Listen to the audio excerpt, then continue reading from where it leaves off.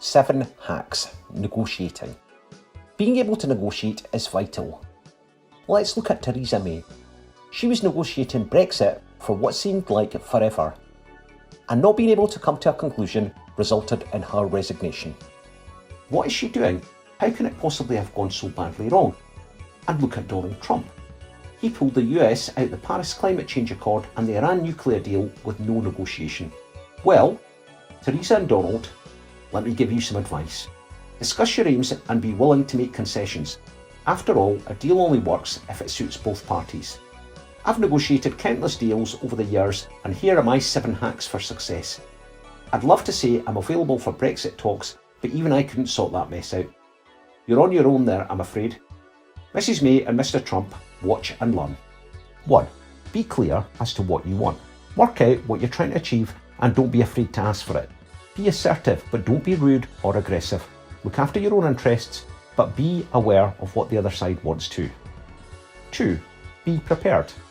Do your research on the other side before you're sitting across the table from them. Investigate the company's history, do a credit check on them. Know about previous deals. Check newspaper cuts and Google them. The more you understand their situation, the more power you will have when negotiating. 3. Deal with the decision maker.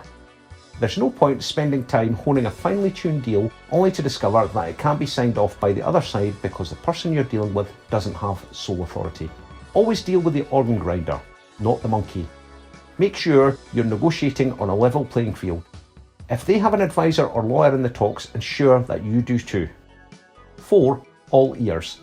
Success in negotiating comes not to the person who can shout the loudest, but to the person who listens. If you ask the other side about their requirements, they will tell you how to get your way.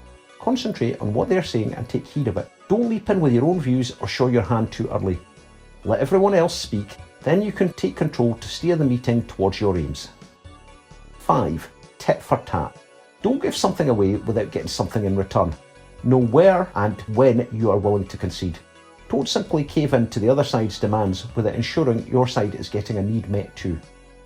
6. Aim high. Find a starting point that's higher than the point you would still be happy to make a deal at.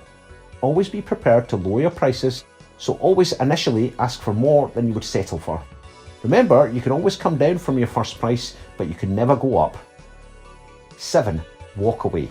This is a last resort, but it's important. Be prepared to walk away from the table, permanently if need be. Never be so desperate that you're willing to do a deal at any cost. If you do, you might as well throw the towel in. Always trust your instinct. If you know deep down that the deal isn't right for you or your business, then don't ignore these warning signs no matter how much you want the deal to get over the line. Like, comment, and subscribe to my channel.